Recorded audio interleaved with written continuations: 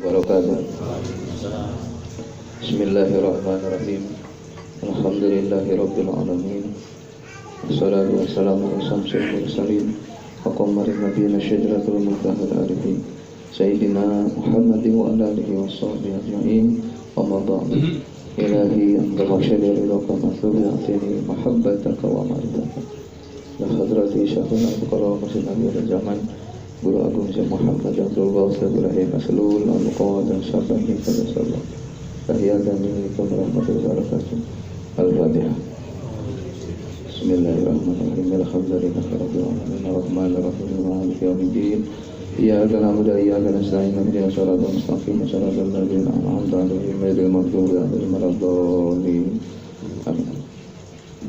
Alhamdulillah wa syukurillah, kita panjatkan bersyukur kehadirat Allah Subhanahu wa taala karena izinnya, karena rahman rahim kita bisa berkumpul lagi. Semoga niat hajat baik kita, khusus hajat musibah hajat Allah kabulkan. Allah mudahkan urusan dunia akhirat, Allah jauhkan musibah balai. Allah angkat banyak kita hidup kita keluarga kita dan cucu kita syarifkan oleh Allah. Amin ya rabbal alamin. Iwan al-akhwat yang dirahmati oleh Allah. Syukur yang terhingga seluruh langit dan bumi, kita telah mendapatkan taufik zikir, mau mengamalkan zikirnya dengan istiqomah, senang menakiban berkhidmat kepada guru kita. Semoga yang kita amalkan menjadi akhlak yang mulia, bekal kebahagiaan dunia dan akhirat. Amin ya rabbal alamin.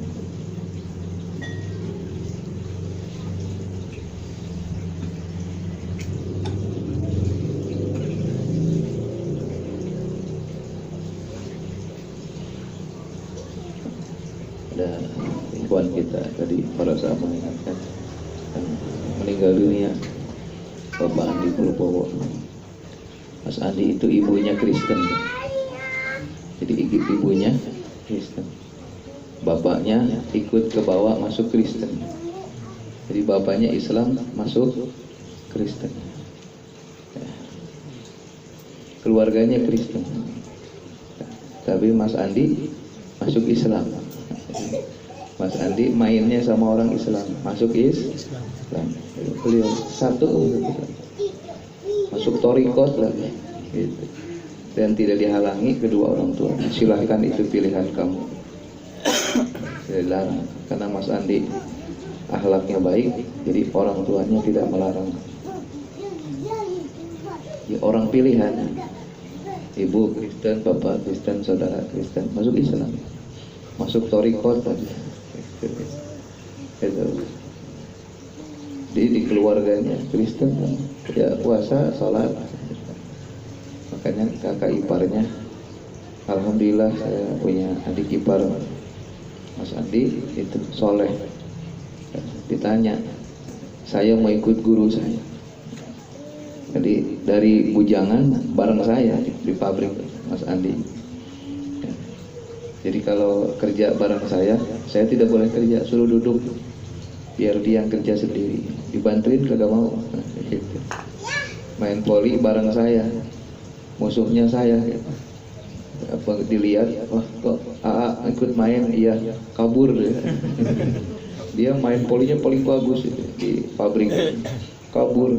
Teman-temannya, Mas Andi kemana? Wah ada gurunya, kabur, jadi kalah. Jadi, tapi kerja yang nyalahin itu katanya, sama guru sampai sebegitu, main poli aja kabur katanya. Masa guru mukul saya ngebloknya gimana katanya. Jadi, kalau saya mukul masa tim guru saya harus kalah, nggak mau dia.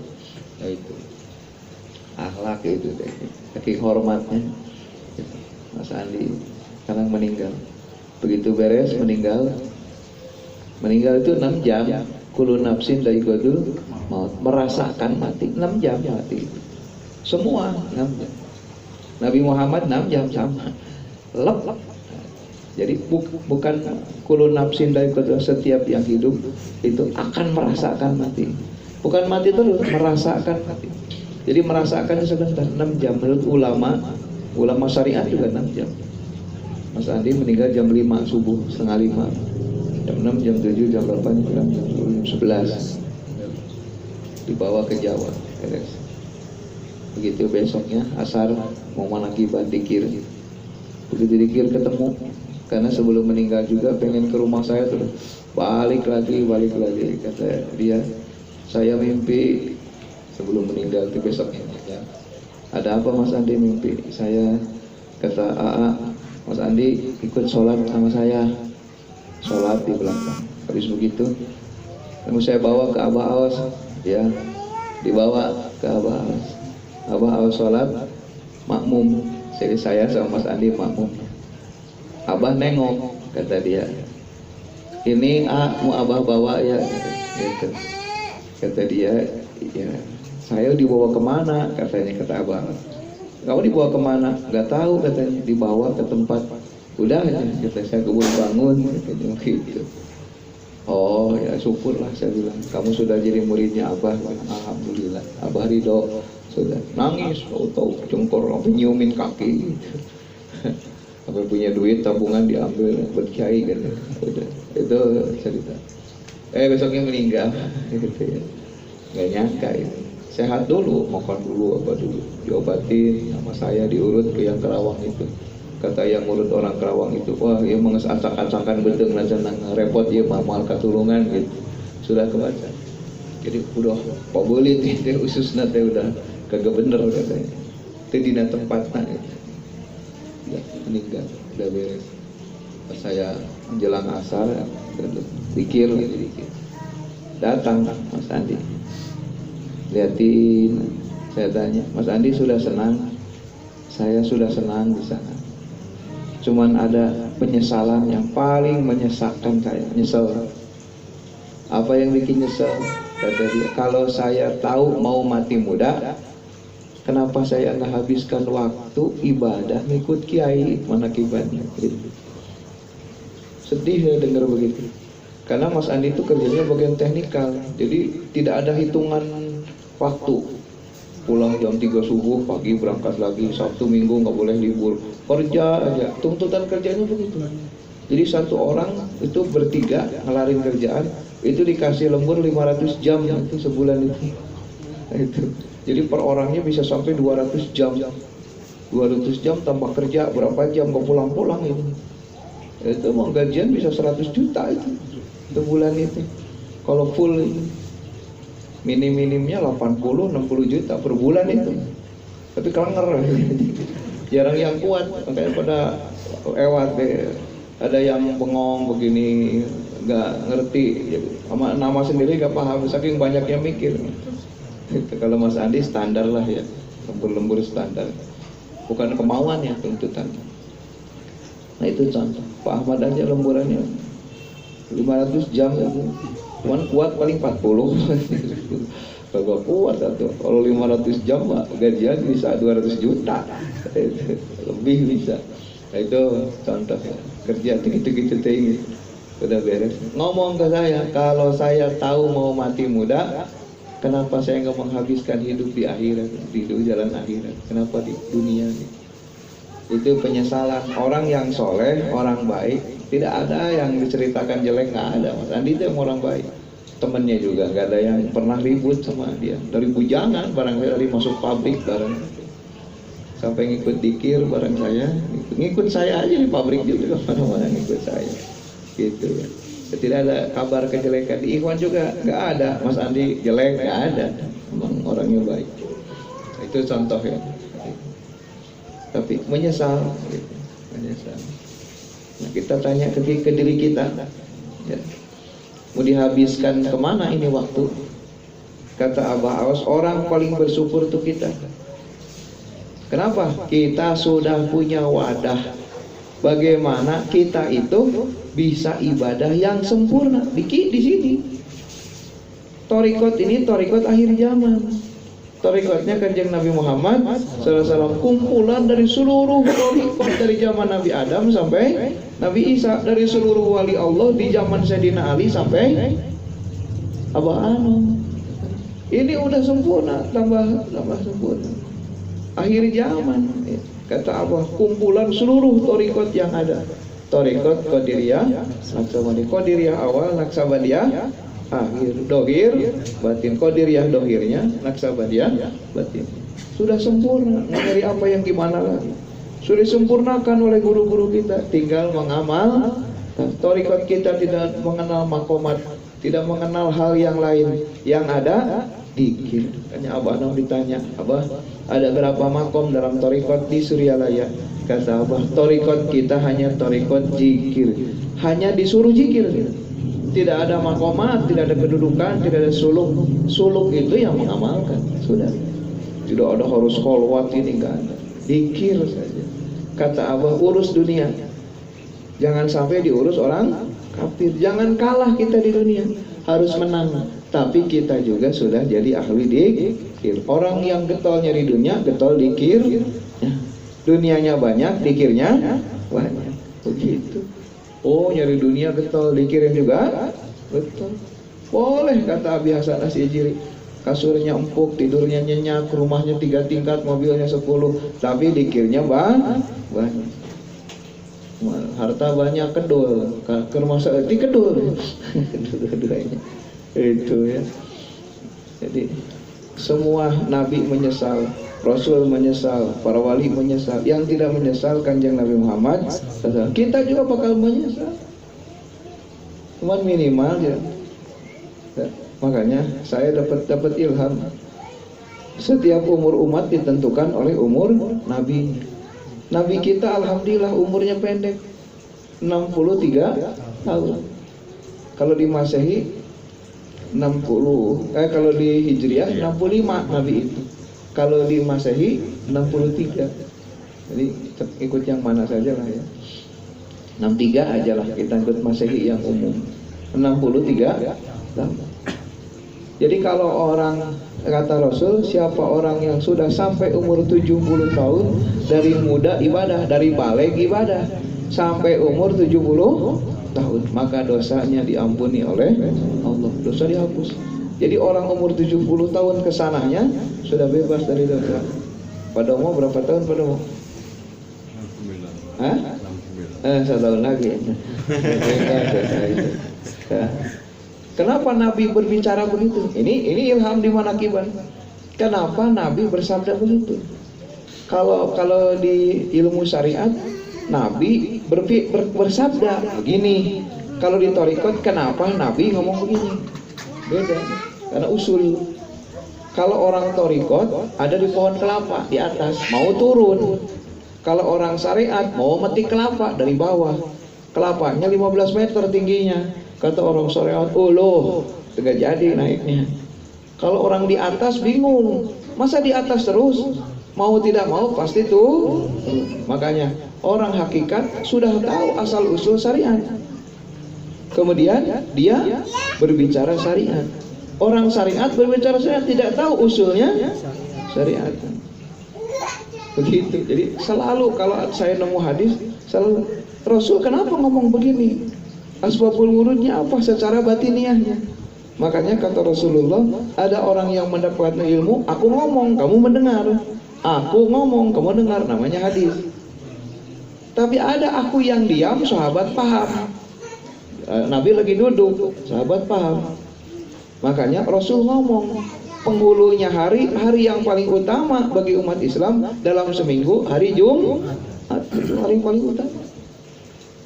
Begitu musyawarah para sahabat, semua ditanya, menurut kamu apakah hari yang paling utama di Islam?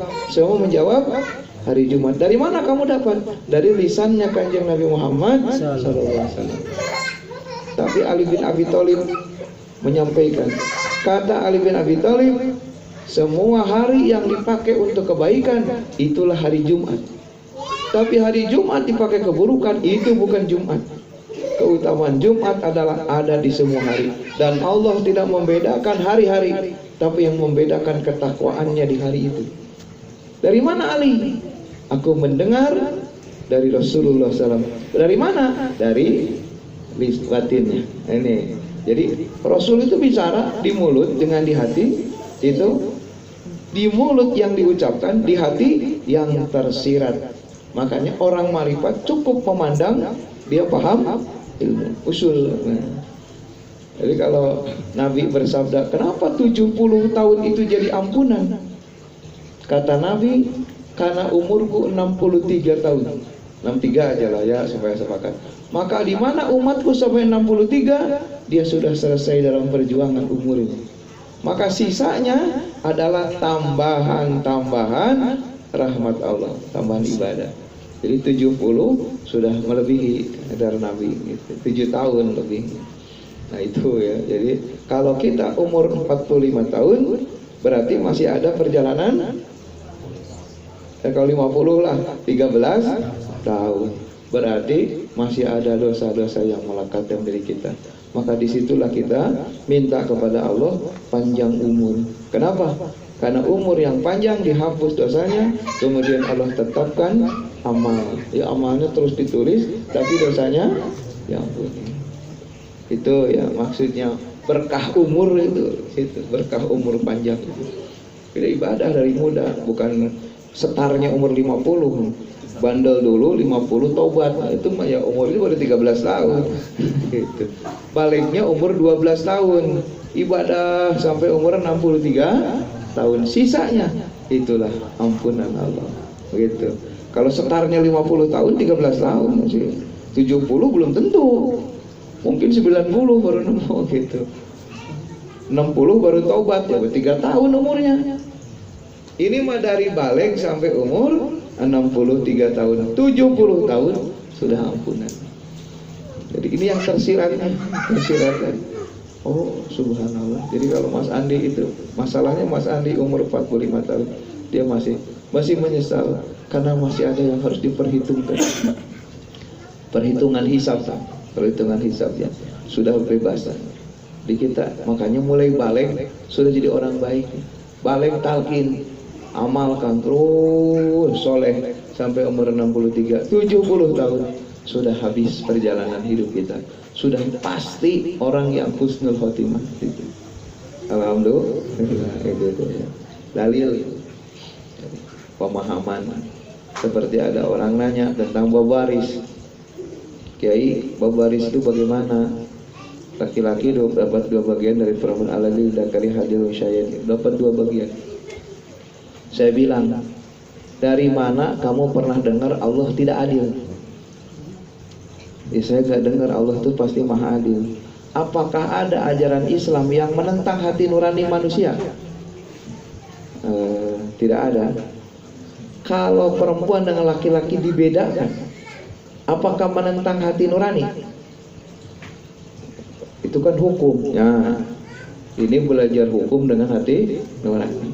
Disitulah maka saya kedatangan Abah Sepuh menyampaikan kata Abah Sepuh itu Allah itu maha adil dan Islam itu tidak pernah melanggar fitrahnya yang suci, yang tidak pernah ada satupun makhluk dikecewakan oleh hukum Allah. Gak ada. Makanya hukum bunuh dibunuh lagi. Tapi kalau memaafkan nggak masalah. Ngebunuhnya kenapa dulu? Kan begitu. Semua ada hukum keadilannya. Begitu. Jadi asbab bulunya itu menurut Abah Sepuh ini yang ilham ke saya. Ini logika, hukum logika yang secara fitrah. Kira-kira kalau ada ibu bapaknya sakit, ibunya udah meninggal lah pokoknya, bapaknya sakit, yang ngurus anak perempuannya dalam keadaan miskin, kuli nyuci, nyetrika, jadi pembantu, dapat gaji buat makan bapaknya, buat berobat, sampai buat dia sendiri tidak sempat mengambil uang.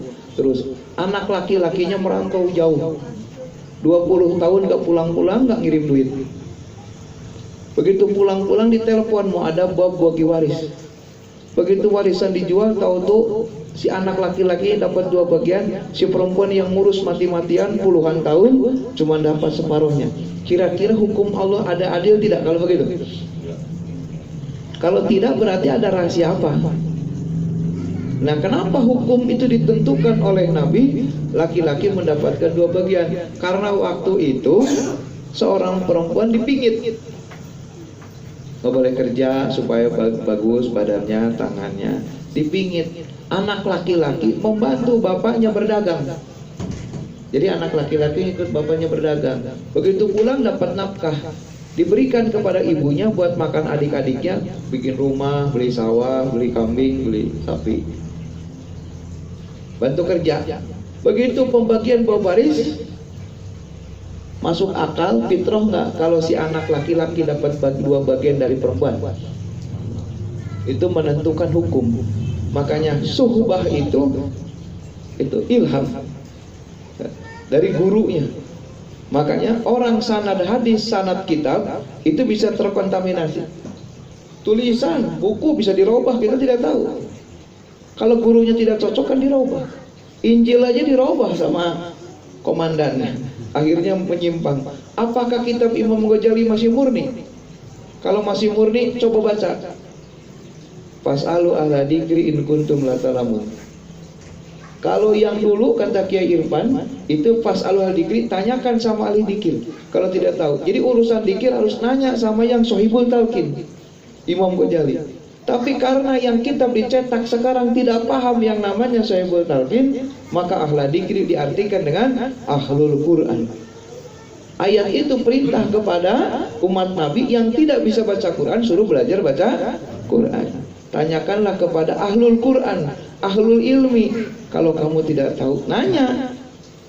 Berarti kalau perintah itu kepada ahlul Quran, ahli ilmi, bagaimana orang yang di kampung ngaji sama ustadz yang Qurannya tidak sempurna? Tidak, berarti tidak bisa. Kalau ahli harus ahli. Tapi ahli di sini bukan ahli, tapi pewaris. Ahla dzikri berarti pewaris siapa? Syekh Mursyid. Fas'alu ahla dzikri, tanyakan sama ahli dzikir, tanyakan kepada orang yang mendapatkan petunjuk bagaimana menghidupkan hati manusia. Syekh Mursyid, kalau kamu tidak tahu. Untuk urusan dzikir, ahla dzikri nggak boleh dirubah, setelah dzikir dirubah. Makanya banyak pemahaman hadis yang seperti saya sering sampaikan. Rasul ketemu aki-aki umur 90 tahun, si neneknya 90 tahun, dicium di bulan Ramadan. Kata Rasul, boleh. Datang anak muda umur 25 tahun baru nikah, Rasul, saya boleh meluk istri saya? Jangan, bahaya, setrumnya masih gede. Anak muda mengajarkan ke seluruh umat Nabi, yang tua dan yang muda. Yang tua protes, aki-aki sama aja disampaikan ke yang muda ke yang tua. Akhirnya yang muda protes, aki, masa boleh di bulan puasa meluk nyium istri saya? Boleh. Saya kata Rasul, kata aki-aki. Tapi saya bagaimana? Bisa tergoda nih? Enggak, Nabi yang ngomong. Kalau Nabi yang ngomong tuh itu wahyu Allah itu. Wa may yantiqu anil hawa. Wah, udah pasti dari Allah. Kata si anak muda, masa aki nggak boleh meluk si nenek? Nggak boleh aki, kata Nabi. Tuh aki-aki udah nggak punya nafsu. Pokoknya Nabi ngelarang. Akhirnya karena pemahaman tidak masuk pemikiran fitrah manusia, maka hukum menjadi tidak pasti. Ini gimana ini? Apa mungkin hukum Allah jadi pertentangan? Mungkin tidak. Tidak, hukum Allah itu maslahat dunia akhirat. Makanya lihat dulu Nabi ngomongnya ke siapa. Begitu ribut, cekcok, datang Ibnu Abbas. Maka Ibnu Abbas menjelaskan. Kemudian musyawarah dengan Rasulullah. Makanya kata Rasul, kenapa Nabi menyuruh kepada aki-aki boleh? Karena aki-aki sudah aki-aki yang tidak punya nafsu lagi, udah nggak bangun hasratnya juga. Ya, ini anak muda bayangkan bagaimana. Makanya menempatkan ucapan Nabi itu harus pada tempat. Datang orang kaya ke Rasulullah, ya Rasulullah, dari rukun Islam mana yang paling utama? Kata Rasul, saum. Oh, saum, kata si orang kaya. Waduh, makanan banyak, suruh puasa. Waduh, berat ini. Datang orang miskin, datang, ya Rasulullah, di antara hukum Islam mana yang paling utama? Kata Rasul, zakat. Waduh, saya orang miskin, ya Rasul, kamu harus ingin berzakat. Bagaimana kamu bisa bersedekah? Jadi kenapa? Rukun Islam yang paling utama adalah yang paling berat dilakukan dengan kondisi kita. Begitu, Bapak. Ya, jadi makin berat tantangannya, makin gede pahala. Ya, jadi kalau orang bisa sholat sunat dalam keadaan sakit dengan sholat sunat dalam keadaan sehat, masih gede pahalanya orang sakit. Jadi kalau waris sekarang laki-laki dapat 2 bagian dari perempuan, jangan ditelan mentah dulu. Nabi ngomong kapan dan ke siapa. Tapi karena dia terus sampaikan, akhirnya sudah menjadi hukum di negara mana saja. Jadi seperti itu. Makanya Abah Sepuh mengatakan bagi rata saja. Siapa yang paling capek ngurus, kasih lebih besar. Kenapa? Allah Maha Adil. Tidak ada hukum yang bertentangan dengan hati nurani manusia. Abah Anom datang, kata Abah Anom, ikut saja aturan agama dan negara supaya tidak ada perusahaan. Tapi setelah itu baru diratakan. Abah Anom itu. Kalau Abah Sepuh saklek, samain. Abah Anom enggak, bagi dulu. Nah, nanti kalau kiainya udah pulang, coba dulu nih, gua punya adik perempuan dulu, rata gitu. Jadi secara hukum di umum dilaksanakan, tapi secara hukum hati nurani dilaksanakan. Jadi tidak melanggar hukum yang sudah tertulis. Jadi aman gitu. Dalilnya jelas, semua hukum jelas, ahli paroid jelas, tapi tetap di mana ada hukum bertentangan dengan hati nurani, berarti ada rahasia. Apa itu? Yang tersih. Nah, jadi semua sahabat berapa puluh orang bersaksi bahwa hari Jumat adalah penghulunya hari, dan itu Rasul menjelaskan berkali-kali. Tapi tetap Sayyidina Ali, tidak ada hari kecuali yang di dalam kebaikan itulah Jumat. Nabi nggak ngomong begitu. Tapi akhirnya gimana? Semua sahabat ikut Sayyidina Ali gitu. Itu contoh ya. Jadi kalau kita dari mulai balik sampai umur 63 tahun itu ibadah, sampai 70 tahun itu bonusnya, maka 70 tahun dalam ampunan. Tapi kalau tobatnya baru 62, baru setahun, 70 enak aja main bebasin aja. Tidak. Itu ya. Ya kalau begitu, masa iya harus disamakan? Tidak. Makanya alhamdulillah ya, kita umur panjang. Jadi kalau talqin nemu umur 40, berarti 23 tahun. Jadi kalau mau ke 70, bonusnya berarti berapa nih? Hitungnya jadi berapa nih? Ya, ke 70. Jadi 70 dikurangi 23 berapa? 47. Jadi umurnya harus berapa berarti? Oh, harus 100 tahun. Jadi kalau yang talqin umur 40 minimal 100 tahun, insya Allah bebas gitu. Jadi bukan melanggar ucapan Nabi, tapi itu secara perhitungan. Makanya saya umur 20 tahun talqin, saya kodok selama 8 tahun, sholatnya sama dikirnya di kodok. Jadi sholat 2 kali, 3 kali, dikirnya 1000, jadi mengkodok selama 8 tahun. Saya tidak pada zikirnya. Begitu, itu yang namanya orang di atas rata-rata, bukan ngaku di atas rata-rata. Karena tidak banyak orang yang talqin. Kalau talqinnya umur 20 enak, kalau yang talqinnya umur 40, ngokodonya berapa? Kodonya 28 tahun lah, keburu ini ya, udah ilahi ta'ala saja. Itulah ya gambaran. Jadi kembali ke ucapannya. Jadi itu, kalau sudah tahu saya mau mati muda, kenapa tidak dihabiskan di akhirat? Makanya kata Mas Ridwan, B.J. Habibie ngomong, kata B.J. Habibie, kalau saya tahu ujungnya tuanya bakal begini, kenapa dari muda punya pinter nggak belajar agama, nggak belajar ilmu akhirat, belajar bikin pesawat, tenar di masa muda, keren di masa muda, duit banyak, tapi tuanya tidak merasakan. Apa sudah tuanya masih mikirin sayap pesawat? Dan tidak. Makanya ada ilmu yang abadi, yang makin tua makin bahagia. Ilmu apa? Ilmu agama, ilmu akhirat. Oh, tukang dakwah udah umur 90 tahun masih dakwah nggak? Berhenti. Ngaji kitab udah rarang-rorong, udah tua, udah 90. Ya, sudah berat. Pemain bola sudah berhenti. Bikin pesawat, orang jenius sudah berhenti. Mana yang makin tua nggak berhenti? Orang dikir. Orang punya dikir hobi, punya dikir umur 90 tahun bagaimana? Top. Umur 40 saja sudah top, apalagi umur 90 tahun. Makin tua, 70 tahun aja diampuni dosa. Sampai 90 tahun, berapa bonusnya? Bayangkan 20 tahun mengamalkan dikir tanpa dosa. Seperti apa nilainya? Abah awas, umur 77 tahun sekarang, 76 lah. Ya, berarti sudah 7 tahun dikir tanpa dosa, tanpa salah. Itu orang umum, apalagi abah orang suci. Udah kalau bisa dibayangin. Makanya terlimpah kepada murid-muridnya kalau mau. Begitu. Apalagi akeh 101 tahun.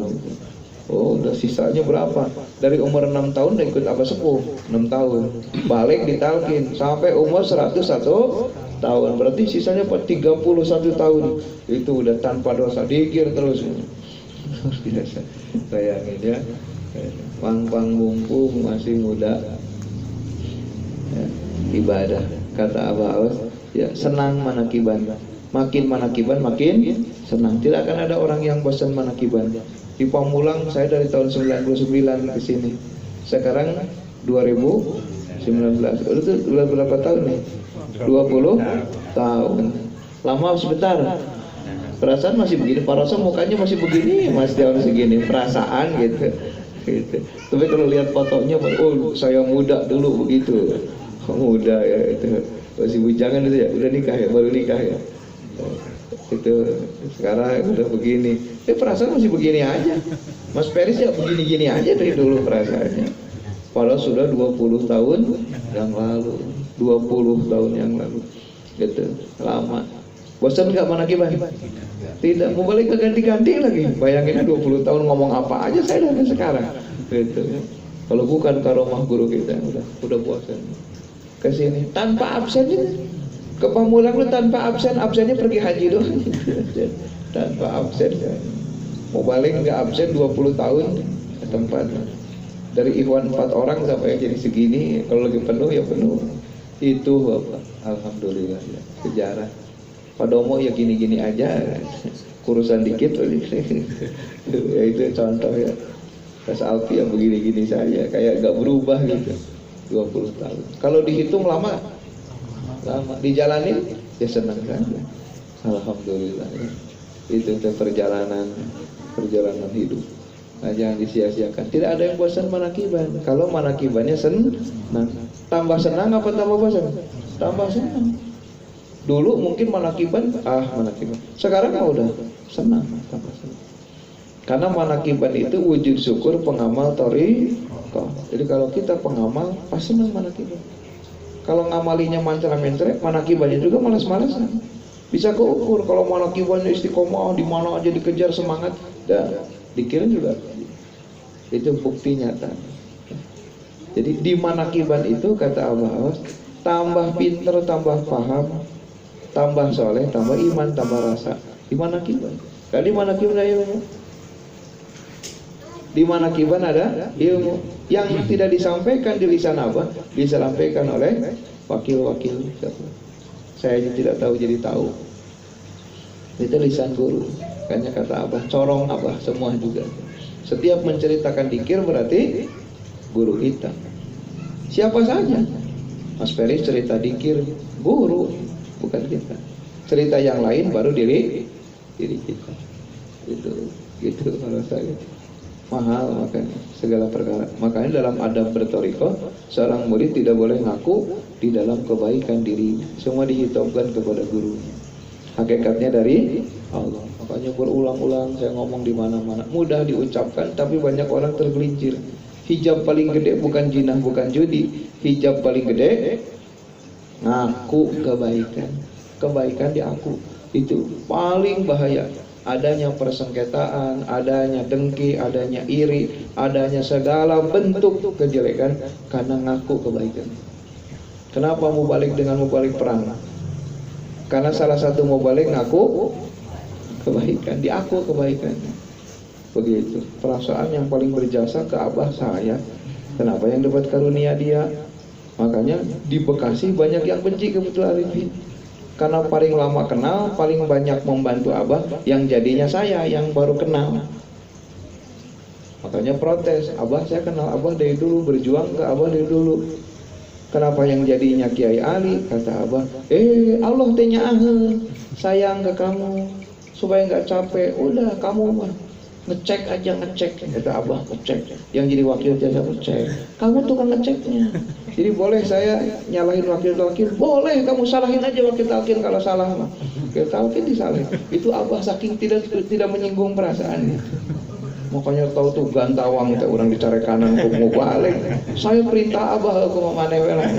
Abah mah karunyaeun ureunan, urang berjuang ke Abah puluhan tahun teh jadi nalawan. Nu jadina urang nu karek wau. Jadi tidak percaya. Itu semua ngaku. Kalau diaku barang kecil jadi gede. Nolong sekali kayak udah 100 kali. Tapi kalau dilupakan nolong 100 kali seolah-olah belum pernah nolong. Makanya kalau ingin menghilangkan segala penyakit hati yang buruk, hilangkan keakuan di dalam perbuatan baik. Jadi kalau Mas Alfi bangun malam, sholat, bangun jam 2 mandi, sholat, itu siapa? Siapa yang sholat itu? Mas Alfi jam 2 mandi, terus sholat. Siapa yang sholat itu? Siapa yang sholat? Siapa? Siapa yang sholat? Mas Alfi jam 2 mandi sholat tahajud, bangun. Siapa yang sholat itu? Hah? Siapa? Jawab aja dah, nggak mau kali. Tempeleng, itu salah juga. Gak dikasih hadiah benar juga. Siapa itu? Hah? Itu teh perbuatan Allah. Doa guru, limpahan guru, hakikatnya perbuatan Allah. Tuh, dari Allah ke guru ngelimpah ke kita. Makanya orang punya guru pasti muridnya ngikutin seperti gurunya. Kenapa? Karena limpahan Allah melalui guru. Begitu. Mas Alfi tidur jam 9, bangun-bangun subuh. Sholat malam enggak? Siapa yang tidak sholat? Hah? Ya, siapa Alfi itu? Siapa yang Alfi itu? Yang malas, yang tidak mau bangun. Begitu. Makanya Allah berfirman, ya, aslinya manusia, aslinya di surat Al-Ma'arij diterangkan. Siapa mereka? Pemalas.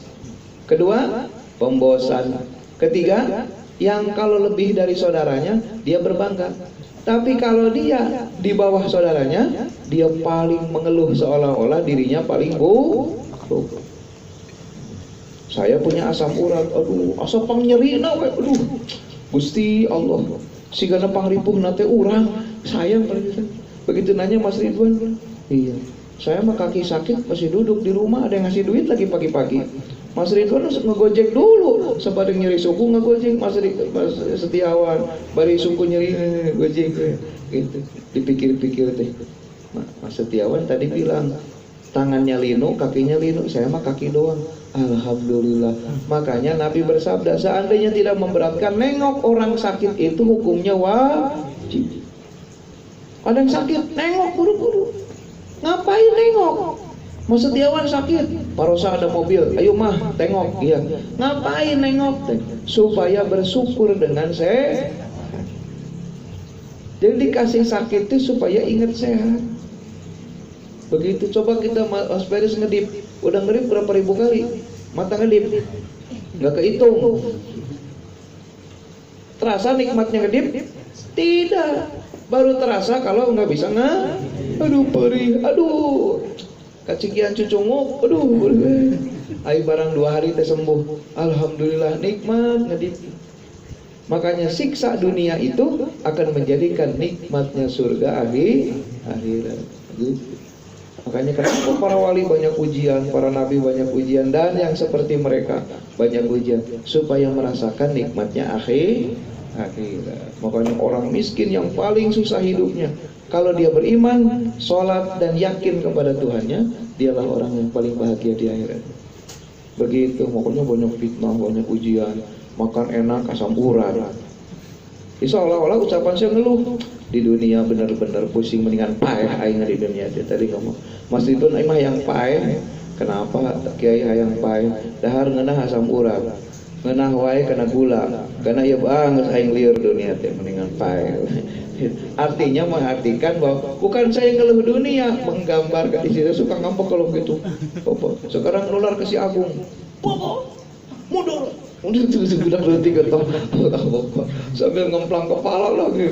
Kata ada si Agung gitu, roti nurutan bapak.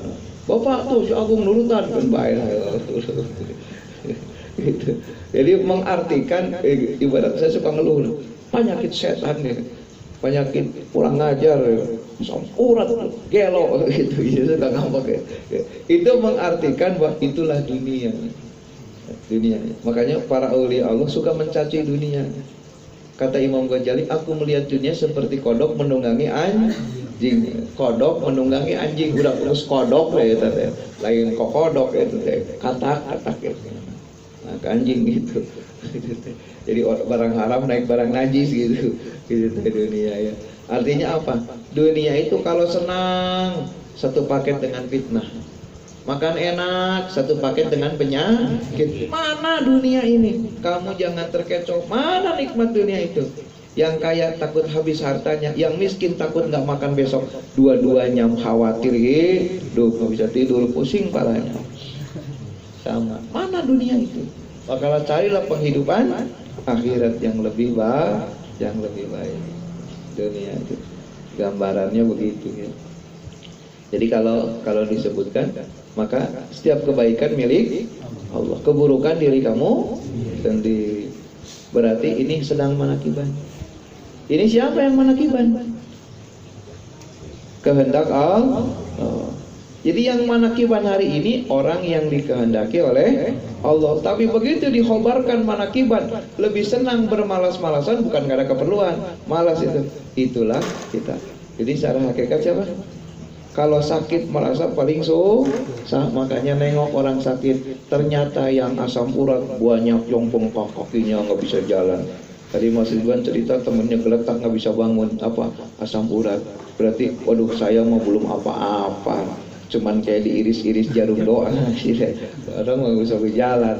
Waduh, kalau ada di atas suka merasa bangga, kata orang kaya, kamu kenapa miskin, malas kerja sih lu?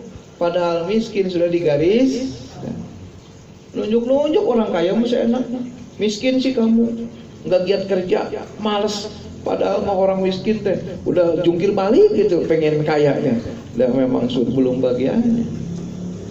Makanya Mang Kuming yang ngurut itu debat sama Mang Warsa. Mang Kuming cita-cita apa? Saya mah pengen punya kebaikan kepada sesama manusia, Allah ridho. Mang Kuming tapak baheula henteu. Bohong, nya aya amalan. Berarti Mang Kuming hayang punya ilmu ngobatin, untuk orang mah hayang nyian keadaan. Ning eta bisa ngobatan, dan hayang jadi ngobatan, tidak pengen jadi ngobatin. Ini ilmu nih, saya diurut dengerin we nih dua orang lagi ngobrol tuh. Mang Kuming pengen kaya kali enggak? Kaya mah sudah bagian. Saya kalau pengen kaya dari Allah sudah kaya, biarpun enggak ngapa-ngapain. Tapi kalau Allah menghendaki saya jungkir balik sampai malam ngurut, ada orang diurut 2 orang kata dia, nggak bayar.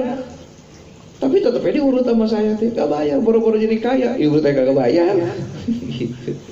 Tapi ada kalanya ngurut, tahu tuh orang ngasih duit gede kata dia. Bukan kemauan saya, kemauan Allah. Jadi yang kaya mah sudah ada tulisannya.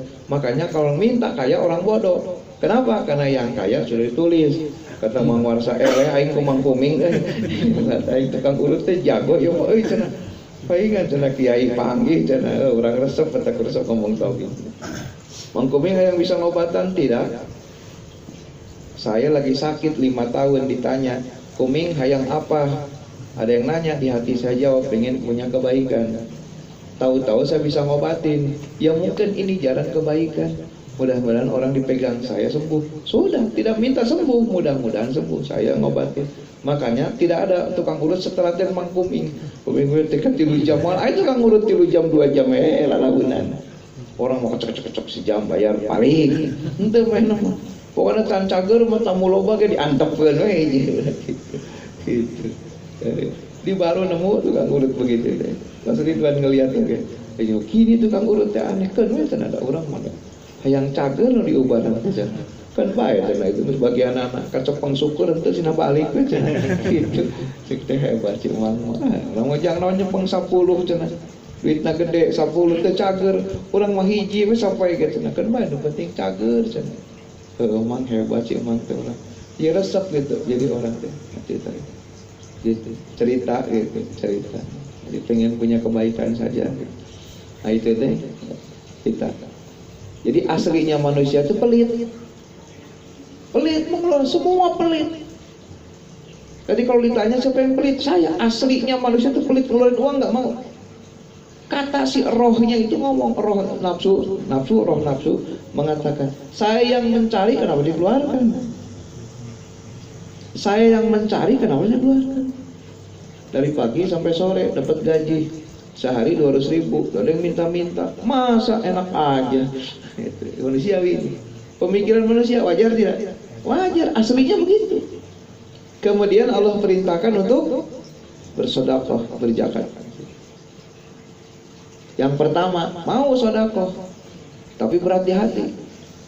Mau sedekah karena nyari pahala. Mana yang paling benar? Sedekah tidak pengen apa? Sedekah tidak pengen apa-apa. Pengen ridha Allah, baru nyampe. Siapa orang yang bisa sedekah itu? Siapa? Siapa orang bisa sedekah itu? Semua orang itu sifatnya pelit, tapi ada orang bisa sedekah ikhlas. Siapa orang sedekah ikhlas itu? Siapa coba? Yang Allah ridho padanya. Jadi ternyata bukan kebaikan kita kepada Allah, Allah ridho, bukan. Allah ridho kepada kita sehingga manusia bisa berbuat baik. Dibalik, astagfirullahaladzim, itu manusia suka hilaf. Kalau orang syariat ngomongnya gimana Ustaz? Berbuat baik Allah ridho. Begitu tidak? Apakah kita berbuat baik Allah sudah ridho? Tentu. Kenapa orang bisa berbuat baik? Karena Allah ridho. Siapa yang menggerakkan orang bisa sedekah? Allah udah ngomong setiap manusia sifatnya pemalas. Siapa yang ngomong begitu? Allah di Al-Quran surat Al-Ma'arij. Manusia itu pemalas. Ada nggak manusia rajin ibadah? Ada. Siapa? Guru kita. Kenapa guru kita bisa rajin ibadah? Karena Allah ridho. Jadi berarti siapa yang memilih orang itu jadi rajin ibadah? Bukan kita dulu, Allah dulu. Baru jadi kita. Sudah Allah menghendaki baru jadi. Makanya lu berfirman, hei Ghazali, kenapa aku angkat engkau menjadi kekasihku? Sholatnya bukan, dikirnya bukan, tapi gara-gara hanya Allah ridho kepada Imam Ghazali, ada laler yang nempel di mangsinya, jadi kepada hewan saja sayang, apalagi kepada manusia. Barulah sudah Allah memilih, maka manusia itu menjadi lebih baik.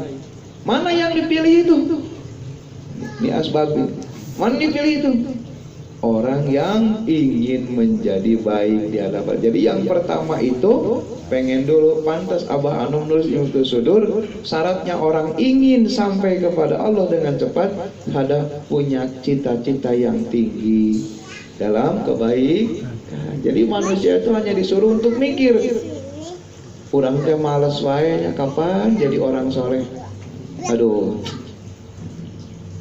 guru ayo orang soleh tuh di Bekasi, berangkat ke Bekasi. Misalkan datang Mas Alfi ke Bekasi, panggil jeung saya dianggap soleh, belum soleh dianggap soleh karena dilihat, oh saya udah thariqat duluan, Mas Alfi belum belajar ke saya. Sudah belajar ke saya, pengen seperti saya. Pengen langsung bisa nggak? Tidak. Suatu saat Allah menghendaki orang ini kan mampu seperti gurunya. Jadi syarat yang pertama ingin dikehendaki Allah adalah orang itu berwasilah, berguru. Jadi Allah itu menurunkan rahmatnya melalui seorang guru. Maka Allah turunkan rezeki kepada kamu melalui makhluk. Tidak turun dari langit, tapi dari sesama makhluk. Tukang dagang rezekinya dari yang beli, petani rezekinya dari sawah yang panennya bagus dibeli, begitu. Yang kerja dari majikannya ya gaji, paham nggak? Jadi ini orang yang dikehendaki Allah, tidak pandang jauh, tidak pandang dekat, datang saja. Paham ya? Tadinya apa? Ikhtiar, ingin. Ada yang karena ingin ketemu gurunya, ada yang ingin ketemu sahabatnya, Ada memang yang senang, maka Allah. Nah, setiap manakiban lagi Allah akan berikan kehendak-kehendak Allah yang lain. Jadi rajin sholat malam, rajin sodakohnya, akhlaknya tambah mulia, semua itu akan dicurahkan setiap waktu oleh Allah. Siapa yang dikehendakinya. Maka apabila Allah menghendaki seseorang hatinya tertutup dari pintu tobat, maka dia diberi peringatan atau tidak, sama saja. Surat Yasin itu. Maka dia mati dalam keadaan tetap dalam keadaan hatinya buta. Bahasanya gitulah, bahasa gambaran gampang. Kehendak itu. Jadi Mas Alfi pengen rajin bangun lah, istiqomah nggak? Kenapa nggak bisa istiqomah? Aslinya malas, Allah belum menghendaki. Makanya seorang wali ini ada hadisnya. Jangan dipandang remeh. Setelah aku 20 tahun menjalankan sholat malam, aku baru merasakan sebenar-benarnya sholat malam.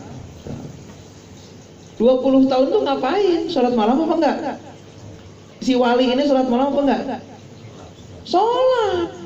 20 tahun tidak putus. Tahun ke-21 dikehendaki oleh Allah menjadi ahli sholat malam. 20 tahun. Pertama bangun dipaksain. Pengen lagi enak tidur, lagi enak bangun. Kenapa? Maksain pengen jadi ahli tahajud.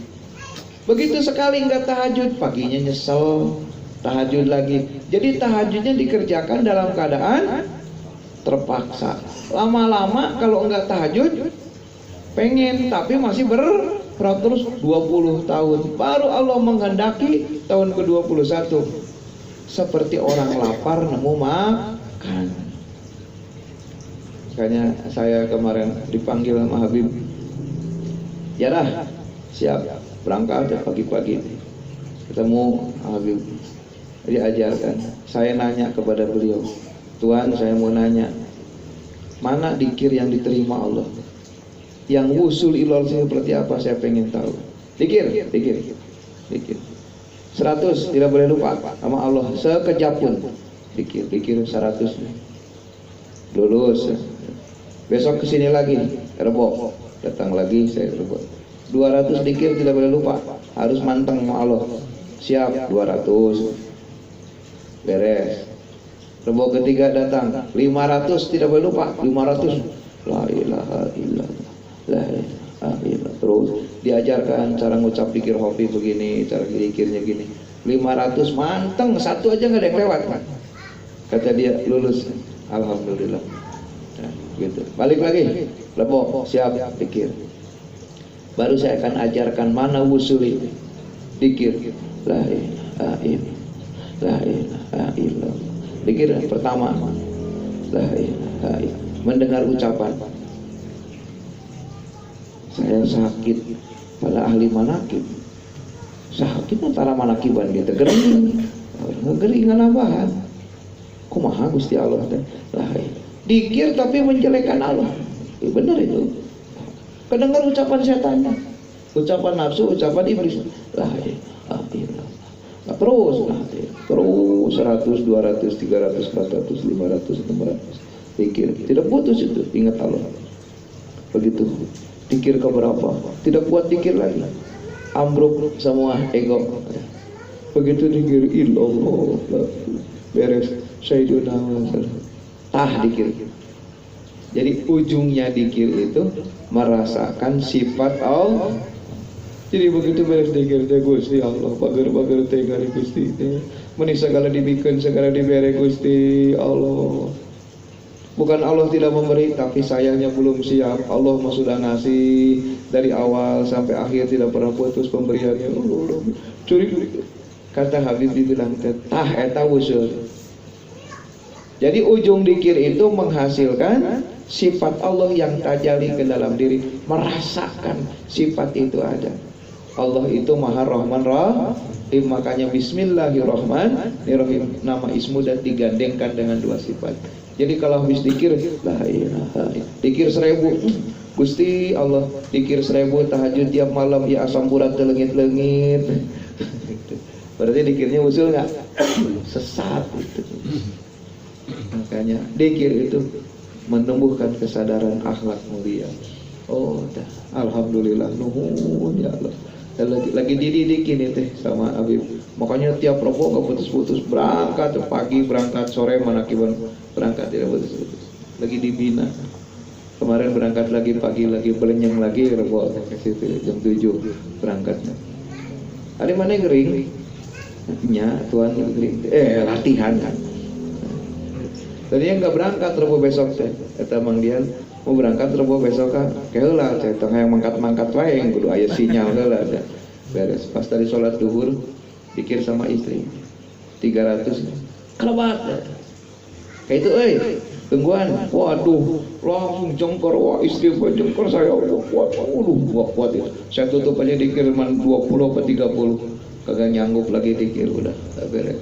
Insya Allah langsung Mang Ian telepon, Mang Ian siap besok rebo, siap, alhamdulillah Mang Ian atau ayolah siap jam 7 mangkat deh lagi sok dikir teh lamun tajali sifat Allah karomah jeung sia jeung maneh alhamdulillah nuhun datang urang teh rek nyokot karomah besok teh didikeun cenah kieu cenah gering buka nya gering itu udah gompor tuh manging gitu nya gering cenah kieu lain gering latihan supaya ngarasakeun nikmat Allah. Ya Mas Setiawan teh ngarasain nikmat Allah teh Gusti. Mas Alfi teu bisa kieu tak baheula aduh bisa kieu aduh nikmat. Gitu. Tapi ku diubaran abang mau nikmat Allah ya ubaran meuli obat. Meuli obat asam urat. Aya namana teh asam urat tibun nabawi. Itu herbal 280.000 belinya di online ya. Itu keur pesen eta, keur pesen urang. Ada nyobaan 2 kamari teh ngokot di Bogor. Ngokot 2. Mendingan teu peurih teuing gitu. Gerek meuli eta teh. Keur datang tapi ubar teh kira datang teh. Fakir tau di pesen teh. Kudu ubar. Gusti Allah tahajud geus, zikir geus, Gusti teh nyeri wae suku teh. Cek Allah teh aing mah moal mere ku dikir sia cager teh. Begitu Gusti sugan teh ku dikir cager moal ai dikir teh pituduh. Ari salat teh pitulung. Eta Allah meuli tegas kana hate ngarenjag. Ari dikir teh pituduh, salat pitulung. Sobar nu ngadatangkeun rahmat aing nu sobar. Jadi salat jeung dikir teh jeung sobar teh eta teh pitulung Allah. Dikir pituduh itu ilham ya, sholat pitulung hasil nanti sobar eta nu ngadatengkeun rahmat Allah. Mana sobar negering teh ubar sia aing rek nyieun cager tina ubar teangan ubar ti aing ti mana we datang nama ti leungeun saha wae nyanggakeun Gusti rek nyangan ubar ku aing leg-legan ubar teh sagala leg-leg wae. Aing mere ieu inum aing mere ieu dahar tapi loba teuing nu bener informasina kitu. Aing rek nyambungikeun tina naon ubar teh nyaho beuting ti saha atak anu mere teh mere nyaho berarti kadang di Google ngabah Google buka dahar kitu eta. Oh sanajan sia ahli ibadah aing mau nurunkeun ubar cenah tina salat moal. Pantesan Kanjeng Nabi Muhammad ge di bekam diurut. Lamun Nabi Muhammad cager ku salat moal panggih jeung gering. Nabi Muhammad ge jadi cangkeng diubaran harua diurut. Kitu Gusti Allah ilmu. Nuhun Gusti gering teh loba pituduh, loba ilmu dikir eta keur dikir hopi keur ngeunah. Cek Habib lain kitu dikir teh aduh salah kene sugan teh geus jago aing jadi betul alipin. Cek sombong lah gitu. Gusti kieu dikir teh tah siga gogoroan ka pangeran mah seperti orang manggil-manggil Allah dikir hopi itu Gusti. Eta ngadengkeun dikir hopi teh ini nikmat Gusti. Kuah ke. Dikir kejar lengkar ihwan. Alhamdulillah eta. Kakarek saya jarang gitu. Berturut-turut urun-urun tiap minggu mangkat teh. Da mangkat teh geus jerak we di hareup teh. Mun karek duduk di hadrat geus jerak we. Sok ieu. Tah kieu dikir hopi teh. Tadi kira teh kieu nu bener teh nya. Tembongkeun syariat jero na hakikat nya sampurna ngaranna teh. Teu fitnah ka batur tapi sampurna dipaeun Gusti Allah. Pikir sesogogorowokan di sagara ieu moal nama la ilaha Aya dikir teh laun heula. La ilaha illallah. La ilaha engke kakarek la geus genah ngasirup hiji la ilaha ulah poho dikir 100 ulah poho hiji poho dihitung ku Allah poho teu dihitung dikir sabaraha Mas Bega 50 ingetna 10 40 can dikir jadi 165 teh eling kabeh. Jadi kalau parosa dikir 165 eling semua pas 167 Sayyiduna menang. Tapi lama dikir teh dihitung Mas Abi dia. La ilaha illallah poho, la ilaha illallah poho, la ilaha. Menang 100. Hari pas genep 5 na inget berarti dapat berapa? 65, 100 na poho. Jadi kudu 200 genep 5. Poho keneh wae layahna we. Eta dikir teh geus boga tugas di Abi teh 100 genep 5 kudu eling kabeh. Aya we bolong nanti 10. Tambahan 10. Lah tambahan teh kalaka 200 gangenahan.